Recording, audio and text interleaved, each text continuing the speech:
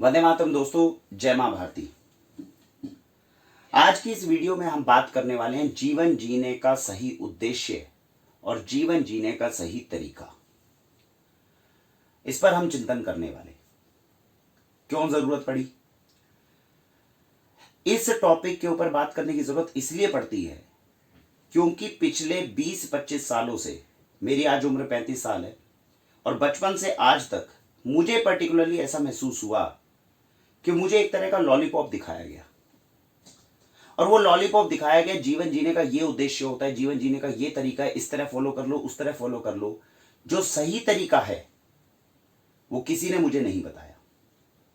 आज अगर मैं जीवन में संतुष्ट हूं, आज जीवन में मैं सुखी हूं, तो मुझे ऐसा लगता है कि उस तरीके को मैंने खुद इजाद किया है और मैं चाहता हूं कि मैं ये तरीका आपके साथ साझा करूं, ताकि ये लॉलीपॉप दुनिया में जितने बच्चों को दिखाए जा रहे हैं और जो इसके बाद में सही तरीका नहीं निकाल पा रहे, उनकी मदद हो सके।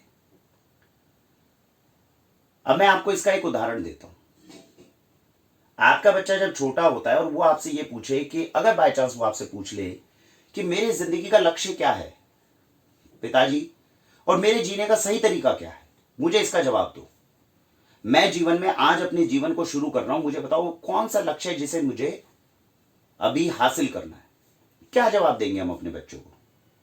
बेटा पढ़ाई लिखाई करो, पढ़ाई लिखाई करने के बाद में आपकी नौकरी लग जाएगी, नौकरी लग जाएगी, बंगला गाड़ी नौकर चाकर ये हो जाएंगे, तुम्हारा परिवार सुखी हो जाएगा, जीवन का उद्देश्य पूरा हो गया। अच्छे काम करो, बुरे काम ना करो, यही बात बोलेंगे, इससे ज्यादा कुछ नहीं। मेरे साथ बचपन में ऐसा ही हुआ। तो जब मैं 10th में गया तो मेरे पिताजी ने मुझे ये बोला, बेटा 10th के तू एग्जाम को पास कर ले, तेरे 85% आ जाएंगे, इसके बाद तेरी जिंदगी सेट हो जाएगी, कुछ करने की जरूरत नहीं है, सब अपने आप होता जाएगा। हमने 85% ले लिए। फिर पिताजी ने अगले साल से कहना शुरू कर दिया, बेटा 12th के अंदर 85% ले ले, तेरी जिंदगी सेट हो जाएगी, एजुकेशन बढ़िया हो जाएगी, अच्छी यूनिवर्सिटी में एडमिशन, लाइफ सेट। ले लिया, नहीं हुई लाइफ सेट, फिर सुख की कमी रही। फिर उसके बाद उन्होंने कहा, बेटा नौकरी लग जाएगी तेरी, यूनिवर्सिटी के अंदर से तू क्लियर हो जा, इस यूनिवर्सिटी से पार होने के बाद में एकदम वर्ल्ड क्लास नौकरी लगेगी और उसके बाद आगे चला जाए। जब नौकरी कर ली, उसके बाद जिंदगी सेट नहीं हुई तो बिजनेस शुरू करना पड़ा, और बिजनेस कर लिया, आज शादी हो गई, जैसा पिताजी ने कहा था घर होना चाहिए, सब होना चाहिए, उसके बावजूद जिंदगी के अंदर कमी महसूस होती है। जब इंसान को इतने सारे लॉलीपॉप आप बचपन से थोड़े थोड़े स्टेप पे दिखाते जाते हैं, तो आखिरी में 15-20 साल बाद ये पूछता है कि भाई जिंदगी सेट कब होगी, सुख की प्राप्ति मुझे होगी कैसे?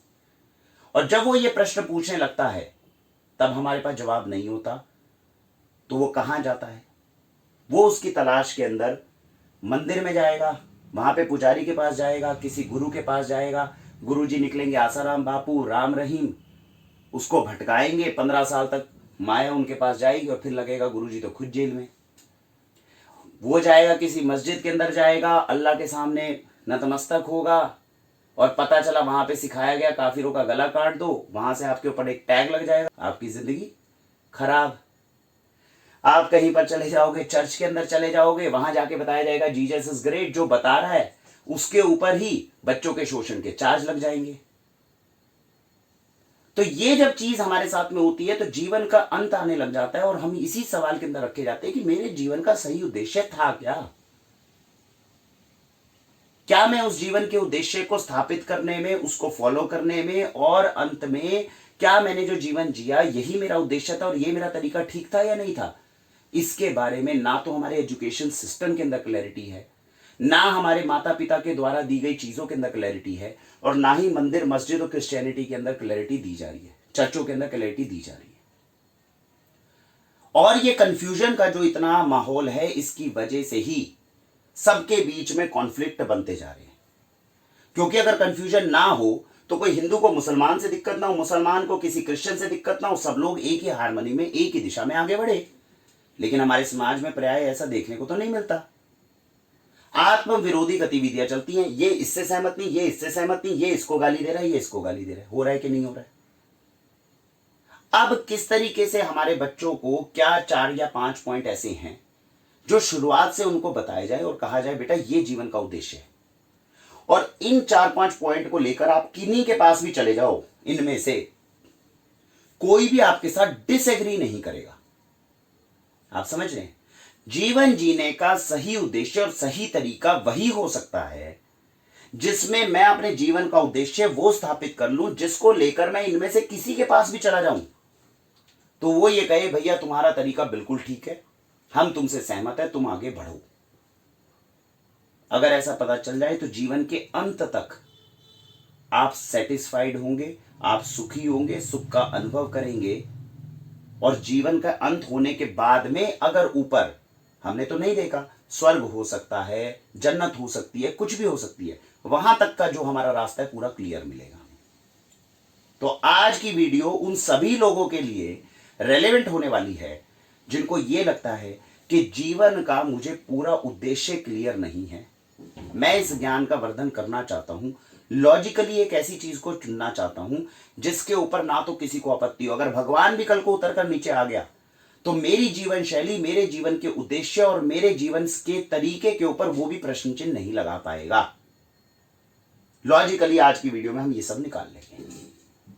तो चलिए शुरू करते हैं। इसके अंदर समझते हैं कि अब बेसिकली हम कहां पर हैं और आगे हमें किस दिशा में आगे बढ़ना है। तो सबसे पहले समझते हैं जो हमारा अभी एजुकेशन सिस्टम है। भारत के लोग हैं, यहां पे एजुकेशन सिस्टम आप जानते हैं, पहले गुरुकुल होते थे, सब होते थे, अब तो अतीत की बात हो गई।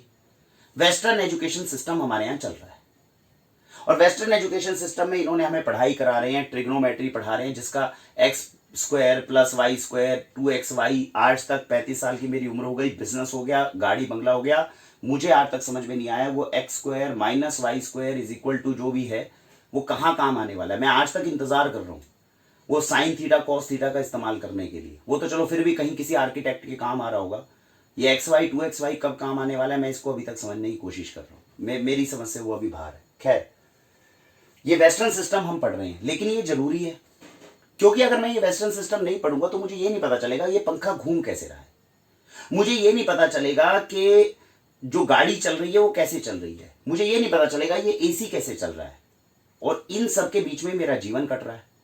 यानी कि सबसे पहला काम यह है, जब आपके बच्चे पूछें कि बेटा आपको स्कूल, मेरे को पिताजी स्कूल क्यों जाना है, तो आप उनको बता पाएंगे तुम्हारे आसपास जितनी चीजें हैं इनको तुम समझ ही तभी पाओगे जब तुम अपने स्कूल में जाओगे। फूल क्यों खिलते हैं, क्यों नहीं खिलते हैं, ऋतु क्यों होती है, क्यों नहीं होती है, ये सारी चीजों की जानकारी हमारे स्कूल में मिलने वाली है। तो इसमें उनको लॉलीपॉप देने की जरूरत नहीं है कि 10th में तुम 85% ले आओगे तो कुछ हो जाएगा। बेटा तुम्हारे आसपास हम खुद को समझना चाहते हैं, खुद को जानना चाहते हैं, तो हमारे पास दो तरह के स्कूल हैं, बड़े स्पष्ट रूप से समझिएगा। एक स्कूल जिसके अंदर तुम बैग लेकर जाने वाले हो सुबह से शाम तक, और एक स्कूल जो हम घर में तुम्हारे लिए निर्माण कर रहे हैं। जब घर में हम तुम्हारे लिए निर्माण करेंगे तो ये होगी धर्म शिक्षा।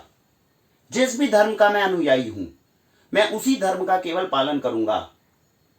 तो यहां से आपको पता चलेगा कि आप कौन हो, क्योंकि ये स्कूल नहीं बताने वाला। स्कूल की किताब में नहीं लिखा आएगा कि तुम कौन हो, तुम क्यों धरती पर आए हो, तुम्हें क्या करना है, तुम्हें कहां जाना है, धरती में तुम्हारे मरने के बाद में स्वर्ग होगा, नरक होगा, ये सब कुछ नहीं पता चलने वाला। ये तुम्हें यहां पता चलेगा। और तुम्हारे आसपास जो चीजें चल रही हैं, गाड़ी है, कंक्रीट है, बिल्डिंग कैसे बनती है, कैसे गिरती है, ये सब कुछ आपको स्कूल में पता चलेगा।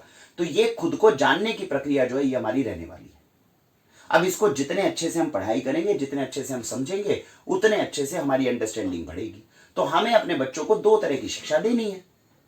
एक जो स्कूल में वेस्टर्न स्कूल ऑफ एजुकेशन चल रहा है फिलहाल, जिससे सारी इन्वेंशन हो रही हैं, डिस्कवरीज हो रही हैं, नए नए शोध हो रहे हैं, रिसर्चेज हो रही हैं, इसको हमें उनको पढ़ाना है। और दूसरी चीज हमें उन्हें धर्म की शिक्षा देनी है, जहां से हमें उन्हें पता करना है कि अगर हमारा ये जीवन है ये सुखी कैसे बीते, हम सब लोग सौहार्द के तरीके से कैसे रहे, हार्मनी में कैसे रहे, और अगर इस जीवन के बाद में कोई परलोक हुआ तो वहां की उपलब्धि भी कैसे करें, वहां पर भी सुखी रह सके, ये कैसे प्राप्त होगा, वो आपको घर में एजुकेशन दी जाएगी। तो इससे उसको क्लैरिटी मिल जाएगी, लॉजिकल समझ में आ जाएगा कि उसको स्कूल क्यों जाना है और घर के अंदर जो माता पिता पढ़ा रहे हैं वो क्या पढ़ाना है। अब हमें क्लैरिटी चाहिए, स्कूल के अंदर उसको पढ़ाना क्या है और घर में उसको पढ़ाना क्या है। पहली बात ये आ जाती है, अब इसको आप समझिए। तो अब हमने पॉइंट क्या करा, ये सारी चीजें आप जोड़ दीजिए कि बेटा तुम्हें पढ़ाई करनी है, पढ़ाई करने के बाद में या तो नौकरी करोगे या बिजनेस करोगे, क्योंकि अगर पैसा नहीं आएगा तो हमारा काम का घर का नहीं चलेगा, तो भूखे तो मरेंगे नहीं। तो उसके लिए यहां से काम आ गया। कल को आपको एक रहने के लिए घर चाहिए, आने जाने के लिए एक वाहन चाहिए, कल को परिवार जो उससे सुखी होगा। और साइंटिफिक टेम्परामेंट आपको डेवलप करना है। आपके आसपास अगर कोई भी चीज है और आप उसके लिए जानना चाहते हो कि क्यों, तो आप वो पूछिए, उससे आपकी जानकारी बढ़ेगी और आसपास की चीजें बढ़ेगी और नई चीजें ईजाद होगी, जिससे संसार जो है वो आगे बढ़ेगा। ये एक स्पष्टीकरण हो गया। ये चीजें अपने बच्चों को बताने में कोई दिक्कत नहीं है। ये बच्चे जब ये बता देते हैं, ये सब कुछ कर देते हैं, अब उनके जीवन में आती है सुख की कमी। तो सुख की कमी के लिए, पूरा करने के लिए अब समझते हैं अलग अलग धर्मों को। आपको अपने बच्चों को कितना पढ़ाना है और क्या पढ़ाना है, इसकी बड़ी स्पष्ट चीज होनी चाहिए। उसको किसी भी गुरु के यहां पे भेजने की आपको जरूरत नहीं है, सब कुछ आपके घर में ही है। केवल उसको पढ़ाना कैसे, ये हमें समझ में आना चाहिए। तो हिंदू धर्म जो है वो क्या कहता है, ये जीवन का उद्देश्य, वेस्टर्न स्कूल ऑफ एजुकेशन केवल इतना बताता है, आपकी शादी हो गई, आपका घर खुश हो गया, बस दैट्स ऑल। मरने के बाद में हेवन होगा नहीं होगा, वो क्रिश्चियनिटी बताएगी, वो वेस्टर्न स्कूल ऑफ एजुकेशन उसका कोई लेना देना नहीं है उसमें। आप समझ गए। उसके बाद में आ गए हिंदू धर्म में। अगर हम हिंदू धर्म में आते हैं तो हिंदू धर्म में जीवन का उद्देश्य अगर ढूंढते हैं, मेरे जीवन का उद्देश्य क्या है, तो लिखा हुआ है धर्म का पालन करते हुए, अर्थ यानी के मनी, अर्थ को अर्जित करते हुए, काम की पूर्ति करते हुए, काम की पूर्ति मतलब जो भी हमारी डिजायर्स हैं, जो हमारी इच्छाएं हैं, उनकी पूर्ति करते हुए मोक्ष की प्राप्ति करना। तो यानी कि जो काम हम कर रहे हैं वो धर्म में होना चाहिए, जो अर्थ हम उससे अर्जित कर रहे हैं वो अच्छा धन होना चाहिए, उसके बाद में हम अपनी सारी डिजायर्स को पूरा करें, इसमें कोई गलत नहीं है बात। और इस सब को फॉलो करते हुए मोक्ष की प्राप्ति करें, ईश्वर तक पहुंच जाएं। यानी इनको अगर हम 3 तरीके से ढंग से कर लेते हैं तो इसी से मोक्ष की प्राप्ति हो जाएगी। अब ये थोड़े हैवी वर्ड हैं, समझने में मुश्किल है, तो इनको समझें कैसे, इनको करें कैसे, इसके बारे में स्पष्टीकरण। अब जैसे स्पष्टीकरण में हम आएंगे तो उपनिषद आ गए, वेद आ गए, सब आ गए, इतना सब कुछ कौन पढ़े, क्लैरिटी नहीं आ रही, प्रॉब्लम हो गई। अब ये समझने के लिए गलती क्या करते हैं, गुरु के पास जाते हैं, यहां जाने की जरूरत नहीं है। इस वक्त पूरे समाज के अंदर आपको किसी गुरु के पास जाने की जरूरत नहीं है। इसका सॉल्यूशन कहां है वो अभी आपको दे दिया जाएगा। आप समझ गए। तो यहां तक की क्लैरिटी आ गई हिंदू धर्म में। यहीं पे मुस्लिम धर्म हो गया। मुस्लिम धर्म के अंदर ये कहा गया जब वो गए इसके बाद में सुख लेने के लिए कि बेटा कुरान पढ़ो, मस्जिद आओ, अल्लाह का नाम लो और ज़कात करो। आप समझिए, जो कुछ कमाते हो उसका कुछ हिस्सा किसी जरूरतमंद को दो। ये सब कुछ अगर आप करते हो और अल्लाह का नाम अगर आप ले रहे हो तो आपको सीधा जन्नत की प्राप्ति होगी। यही मुसलमान धर्म है, मुस्लिम धर्म है। और इससे इंसान को सुख की प्राप्ति यहां पर भी होगी और परलोक में भी होगी। इतना अगर कर दें तो क्लियर हो जाता है। इसके बाद की कोई चीज ज्यादा रेलेवेंट नहीं है। अगर अल्लाह का कोई नाम ले रहा है, मस्जिद जा रहा है, अपना सर नवा रहा है, मस्जिद अगर नहीं भी जाता और घर में ही सारा दिन अल्लाह अकबर कर रहा है या अल्लाह का नाम ले रहा है, तो उसको जन्नत प्राप्त होगी कि नहीं होगी? होगी उसको। सिंपल सी चीज है। इस तरह क्रिश्चियनिटी है, इसी तरीके से सिख धर्म है, बुद्धिज्म है, जैनिज्म है। हर धर्म आपको यह कहता है कि उस धर्म के जुड़े हुए जिस भी ईश्वर के रूप को आप मानते हो आपको उसका नाम जपना है। इसमें सब लोग एग्री करते हैं। तो आपने अभी तक क्या कहा, बच्चों को सिखाया, एजुकेशन हुई, जॉब हुआ, बिजनेस हुआ, home, car, family, scientific temperament, ये आपने अभी तक बताया था। इसके बाद में एक चीज जोड़ लो जिसपे ये सब एग्री कर रहे हैं, और वो ये कह रहे हैं कि आप जिस धर्म के अनुयायी हो वहीं पे ईश्वर का जिस रूप की पूजा होती है उसकी पूजा करने लग जाओ। हिंदू है तो राम की पूजा कर लो, मुस्लिम है तो आप अल्लाह का नाम ले लो, क्रिश्चियनिटी आप जीसस का नाम ले लो, सिख है वाहेगुरु बोल लो, बुद्धिज्म है तो आप भगवान बुद्ध की कर लो, और जैनिज्म है तो आप महावीर जैन जी की आराधना कर लो। आराधना क्या होती है? उनका सम्मान करना होता है, और उसका सिंपल तरीका है नाम लेना। तो आपको केवल नाम लेना है। तो इन 5 धर्मों में से एक चीज उठा लो, नाम जपना। आप समझ गए, जो कि सिख धर्म में बोला गया। सिख धर्म ने देखिए इन सारी चीजों का क्रक्स जो है ना, मुझे इसीलिए सिख धर्म पसंद है क्योंकि उन्होंने क्रक्स निकाल दिया इसका। हम केवल आज की वीडियो में ये टैली करने की कोशिश कर रहे हैं कि ये सारी चीजें सब धर्म इससे एग्री करते हैं कि नहीं करते, बस, और कुछ नहीं है। तो ये 5 चीजें आपने अपने बच्चों को बताई, ये बताई, इसका रीजन आपने बता दिया। अपने आसपास की चीजों को आप समझोगे तभी जब आप ये पढ़ाई करोगे। पढ़ाई करने के बाद में अब एक चीज पकड़ लो, आप जिस भी धर्म के अनुयायी हो आप उस धर्म के ईश्वर का नाम जपने लग जाओ। आपके बच्चे बोले मेरे को इस धर्म का नाम नहीं जपना, मेरे को उस धर्म के ईश्वर का नाम जपना है, जप सकते हो, गलती नहीं है। लेकिन जब आप किसी का भी जप सकते हो तो इनका जपने में क्या दिक्कत है? तो जप लो। तो अगर मैं मुसलमान घर में हूं, मुस्लिम फैमिली में हूं, तो मुझे अल्लाह का नाम ही जपना चाहिए, अच्छी चीज है, जपना चाहिए। तो मेरे को नाम जपना आपने एक उनकी लिस्ट में जोड़ दिया। अब इसका तरीका क्या है? अब इसमें लॉजिकल एस्पेक्ट क्या है? क्योंकि हर चीज को हमें लॉजिकली देखने की ट्रेनिंग दी गई है। लॉजिकल एस्पेक्ट बड़ा सिंपल है। जब भी मैं कोई काम कर रहा हूं उसके अंदर लगा हुआ हूं तो काम करते रहो। बहुत सारा दिन का समय ऐसा होता है जब आप काम में नहीं लगे होते, इधर से उधर जाते हो। मैं साइकिल चला रहा हूं, साइकिल से यहां से एक दुकान तक गया, तो बीच में कोई काम तो नहीं किया, हाथ और पैर चल रहे हैं, दिमाग तो खाली है। तो क्या करना है? अगर हिंदू हूं तो राम राम राम राम राम राम राम राम राम राम जपते हुए चले जाओ, ओम नमः शिवाय का जाप करते हुए चले जाओ। इसमें कोई हानि हो गई? नहीं हो गई। इसमें किसी तरह की कोई हानि नहीं है। आप समझिए? तो जप लें। अब इस पर सवाल आता है क्यों जपें? भाई इस बात की अभी तक कोई गारंटी नहीं है कि मरने के बाद में ऊपर ईश्वर मिलेगा कि नहीं मिलेगा। आप समझे? दो ही तो चांस है, मरने के बाद में या तो स्वर्ग होगा या नहीं होगा। तो सिंपल सी बात है, अगर मेरे नाम जपने से मेरी ऊपर तक की जो यात्रा है वो सुगम हो जाती है और मैं ऐसे टाइम पे नाम जप रहा हूं जिसमें किसी तरह की कोई प्रॉब्लम नहीं है, मुझे कोई दिक्कत नहीं है, तो नाम जपने में दिक्कत क्या है? अगर नाम नहीं जपूंगा तो क्या करूंगा? कोई फिल्मी गाने गाऊंगा? फिल्मी गाने गाने से कुछ मेरे को प्राप्ति थोड़ी होने वाली है। तो इसीलिए अगर मैं जाते आते कहीं पर भी इधर उधर जा रहा हूं और अपने धर्म के ईश्वर के रूप का मैं नाम स्मरण कर रहा हूं तो इसमें किसी तरह की कोई प्रॉब्लम तो है नहीं। अगर ऊपर गए मरने के बाद में और स्वर्ग में भगवान बैठे हुए तो वो आपके ऊपर केस लगाएंगे कि तुम्हारे आसपास वाले बोल रहे थे कि मेरा नाम जप लो, तुमने जपा क्यों नहीं? तो आप बोल तो पाओगे भाई मैं नाम जप रहा था, जितना मेरा काम करने का टाइम था उसमें मैंने काम किया, जितना मेरे पास फ्री टाइम था उसके अंदर मैंने तेरा ही नाम जपा है। तो अगर वहां पर वो हुए तो यानी कि यहां इस लोक के अंदर तो आपकी खुशी हो ही गई, परलोक भी आपका टिक मार्क हो गया। लॉजिकल है, इसको करने में कोई आपत्ति नहीं। तो ये चार चीजों के साथ में आपने एक नाम जपने को जोड़ दिया। इसके बाद में आ गए आप कीरत करना। जैसे बताया इन्होंने, कीरत करने में बड़ा सिंपल है, केवल दो शब्द है। अपना जो भी काम है, मैं आईटी सेक्टर में हूं, मैं सॉफ्टवेयर बनाता हूं, तो मुझे ये सॉफ्टवेयर इतना अच्छा बनाना है कि किसी इंसान की ये अच्छे भले में काम आए, और मुझे ये काम पूरी मेहनत और पूरी ईमानदारी से करना है। पूरी मेहनत का मतलब जितना भी मेरे पास में दिमाग है, हाथ पैर है, जितना मेरे पास समय है, उससे मैं अच्छे से अच्छे सॉफ्टवेयर को बनाने की कोशिश करूं और पूरी ईमानदारी से बनाऊं। इसके अंदर कुछ भी गलत थॉट ना डालूं, इससे किसी का नुकसान हो जाए, इससे किसी का कोई वो हो जाए, ये चीज नहीं करनी। बस केवल इतना काम है। यही काम है जिसके लिए आपको रिक्रूट किया गया है, यही काम है जो आपको करना है। इसको अपने तरीके से अच्छे करने की कोशिश करें, जितना अच्छा आप कर सकते हैं।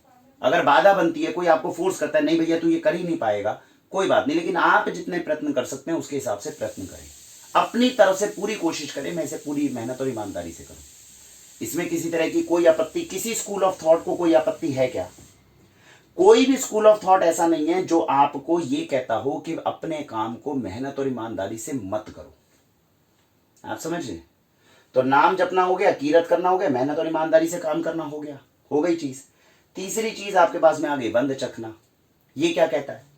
ये सिंपल चीज ये कहता है कि जो कुछ आपने अब आपने मेहनत और ईमानदारी से कमाया, कमाने के बाद में उसका केवल 5%, 1% हो सकता है, 2% हो सकता है, 3% हो सकता है, 5% हो सकता है। ये जो भी आप परसेंटेज फिक्स करना चाहते हो इसको पहले दिन बैठ के फिक्स कर लो, चाहे आप 1% ही फिक्स कर लो, लेकिन अपनी कमाई का ये 1% मैं उस इंसान तक पहुंचाऊंगा जिसको इसकी मुझसे ज्यादा जरूरत है। सिंपल लॉजिक बंद चखने का। और ये आसपास आपको बहुत लोग मिलेंगे, आप शुरुआत करिए, मिलेंगे। कोई भी धर्म ऐसा है, हिंदू धर्म में क्या बोला? धर्म अर्थ काम मोक्ष, इसमें धर्म की श्रेणी आ जाती है, तब आपको डोनेट करना पड़ेगा। मुस्लिम करोगे ज़कात आ जाएगा, क्रिश्चियनिटी आ जाएगा, यहां पे डोनेशन के लिए बोला जाएगा। सिख धर्म के अंदर डोनेशन लंगर का है ही, वो तो इतना कमाते नहीं, बहुत ही डोनेट करते हैं। बुद्धिज्म में, जैनिज्म में, हर जगह पे इसकी अप्रिशिएशन होगी। आप समझ गए? तो मेरे को अपने बच्चों को बड़ा क्लैरिटी से मेरे को केवल 4-5 पॉइंट बताने पड़े। बेटा जिस स्कूल में भेज रहे हैं, अपने जो आसपास का स्कूल है, यहां जाके अच्छे से पढ़ाई करो। इसलिए पढ़ाई करो क्योंकि तुम्हारे आसपास की जो चीजें ये तुम्हें जानने का मौका मिलेगा। इससे आप ज्यादा अच्छे तरीके से जान पाओगे कि मेरे आसपास हो क्या रहा है। अगर तुम ये जान ही नहीं पाओगे कि तो जिंदगी बहुत मुश्किल हो जाएगी आगे जीना। ये जीने के बाद में जब तुमने ये अर्जित कर लिया, उसके बाद में कोई ऐसा काम करो, कोई ऐसी नौकरी करो, कोई ऐसा व्यापार करो जिससे आप इस सृष्टि को आगे बढ़ा सको और दूसरे की मदद कर सको। खाली बैठ के क्या करोगे? कुछ ना कुछ तो करोगे ना। तो ये करो। ये करने के बाद में आपके पास में एक अच्छा घर हो, एक अच्छे परिवार हो, उसके साथ में आप आगे अच्छे से बढ़ रहे हो, ये काम करना चाहिए। तो इससे सुख की प्राप्ति बड़ी सिंपल हो गई। इसके अलावा केवल 3 चीज करनी है, नाम जपना, कीरत करना और बंद चखना। अब जो इंसान, मैं आपको बता दूं, इनकी ताकत बहुत है, इनकी ताकत बहुत है। इसीलिए जब ये सारे धर्म चल रहे थे तभी सिखिज्म जो है बाद में आया। आप समझे, सिखिज्म सबसे बाद में आया। ये सारे धर्म उससे पहले थे और सबके अंदर कहीं ना कहीं त्रुटियां थी। हिंदू धर्म के अंदर जब त्रुटियां आई तो किसी ने कर्म कांड शुरू कर दिया, फलाना शुरू कर दिया। मुस्लिम धर्म के अंदर तो हमें आज भी आपत्तियां बहुत लोगों की आ जाती है, धर्म को जोड़ा जाता है। क्रिश्चियनिटी में आप देख रहे हैं, जैसे मैंने बताया, बच्चों के शोषण के चार्ज लगे। बुद्धिज्म के अंदर आप देख सकते हैं कि बुद्धिज्म में भी बीच में एक बार आया था कि कर्मकांड शुरू हो गया था, जबकि भगवान बुद्ध का कर्मकांड से कोई लेना देना नहीं था, लेकिन शुरू हो गया था। तो इस तरह करके हर धर्म के ऊपर कहीं ना कहीं कोई दिक्कत आई है। सिख धर्म सबसे बाद में आके इसने उनका क्रक्स, रस निकाल कर आपको दिया और आपको कहा कि ये तीनों चीजों से कोई भी धर्म जो है वो आपत्ति नहीं रखेगा। अब आप इन धर्मों के अंदर किसी भी तरह के कोई भी पेज को खोल लो, जो इंसान नाम जपना, कीरत करना और वंद चखना कर रहा है, इसके बाद में दुनिया का कोई भी लॉजिक नहीं है जो उसको ये प्रूव कर दे कि तुम्हें मोक्ष की प्राप्ति नहीं होगी, तुम्हें जन्नत की प्राप्ति नहीं होगी, तुम्हें सुख की प्राप्ति नहीं होगी। He can not claim. अगर ऐसा पॉसिबल है तो लॉजिकली आप नीचे कमेंट बॉक्स में डाल सकते हैं कि इसमें ये पॉइंट नहीं है और इस वजह से जन्नत की प्राप्ति नहीं हो सकती, ये पॉइंट नहीं है इस वजह से आपको स्वर्ग की प्राप्ति नहीं हो सकती, ये पॉइंट नहीं है इसकी वजह से आपको लास्ट डे ऑफ जजमेंट के ऊपर कोई आपको फांसी आ जाएगी। No, your God will never penalise you. अगर आपके पास ये तीन शब्दों का सहारा है अपनी अपनी भाषा में, अगर मैं उर्दू लिखता हूं तो उसके अंदर भी इनका वर्णन है, कुरान में इन्हीं तीनों चीजों का वर्णन है। आप ढंग से पढ़ेंगे आपको पता चल जाएगा। अल्लाह का नाम लेना, काम मेहनत और ईमानदारी से करना, और उसके बाद में ज़कात, अपने अंदर जितना पैसा कमाया उसका कुछ हिस्सा समाज कल्याण में वापस लगा देना, बस। हिंदू धर्म में भी यही है, क्रिश्चियनिटी में भी यही है, सारे धर्मों में यही है, इसके अंदर काम हो जाएगा। एग्जाम्पल के लिए मैं आपको बता देता हूं, जैसे बुद्धिज्म में 8 फोल्ड पाथ है। वो ये बोलता है कि अंडरस्टैंडिंग होनी चाहिए, राइट अंडरस्टैंडिंग होनी चाहिए। जो इंसान नाम जप रहा है, दिन रात नाम जप रहा है, उसका दिमाग हमेशा शांत रहेगा। शांत रहेगा तो हर चीज को समझने की पावर उसके पास अपने आप डेवलप हो जाएगी। मैं केवल आपको इसके प्रोटोकॉल्स मैं बता रहा हूं कि अगर आप ये चीज करते हैं तो देखिए हर धर्म में कैसे फिट होता है, बड़े आराम से। राइट थॉट, विचार, अगर आपके दिमाग में इधर की भी टेंशन है, उधर की भी टेंशन है, फलाना चीजों की टेंशन है, आते जाते गाड़ी चलाते हुए वही टेंशन और स्ट्रेस आपके दिमाग में घूम रहा है, तो राइट थॉट कहां से आएगा? तो नाम जपने से ये राइट थॉट शुरू हो जाएगा। नाम जपने से राइट स्पीच शुरू हो जाएगी। जब आप दिन रात नाम जपने में लगे हुए हैं तो आपकी कंसंट्रेशन बढ़ने लग जाती है और आप फालतू की चीजों के ऊपर चर्चा ही नहीं करते हो। तो इससे आपकी राइट स्पीच शुरू हो जाती है और राइट कंसंट्रेशन शुरू हो जाती है। जब आप मेहनत और ईमानदारी से काम कर रहे हो तो आपकी जीविका यानी लाइवलीहुड भी सही कमाते हो और एक्शन, आपका जो काम है वो भी आपका बिल्कुल सीधा जाता है, कार्य जो है वो सही जाता है। मेहनत करने से ही राइट एफर्ट होता है और नाम जपने से ही माइंडफुलनेस आती है। यानी नाम जपना, कीरत करना, वंद चखना से पूरे के पूरे जो बौद्ध धर्म को मानने वाले अनुयायी हैं वो पूरे के पूरे इस सेक्टर को पूरा का पूरा उनके पास में ऑटोमेटिक आएगा ही आएगा। तो अगर मेरे मरणोपरांत भगवान बुद्ध अगर मेरे सामने आके मुझसे सवाल भी करेंगे तो वो मुझे क्लीन चिट देंगे, क्योंकि मैंने इस चीज को फॉलो करके उनके 8 स्टेप्स को फॉलो कर लिया।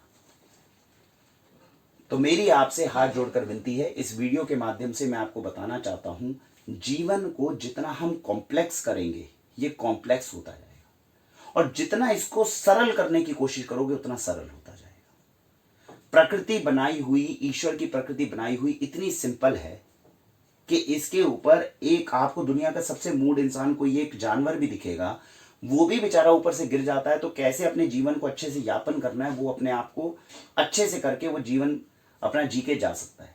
एक मनुष्य है जो इसको कॉम्प्लेक्स बनाता है और इतनी कॉम्प्लेक्सिटी क्रिएट कर देता है कि उससे खुद ही बाहर नहीं निकल पाता। जीवन को सिंपल बनाने का तरीका मैंने आपको बताया है। अपने परिवार में आज से फॉलो करने लगे, अपने बच्चों को सही शिक्षा दें ताकि सभी धर्म जो हैं वो एक साथ हार्मनी में आगे बढ़ पाए। ये आपस में एक दूसरे का विरोध नहीं करते।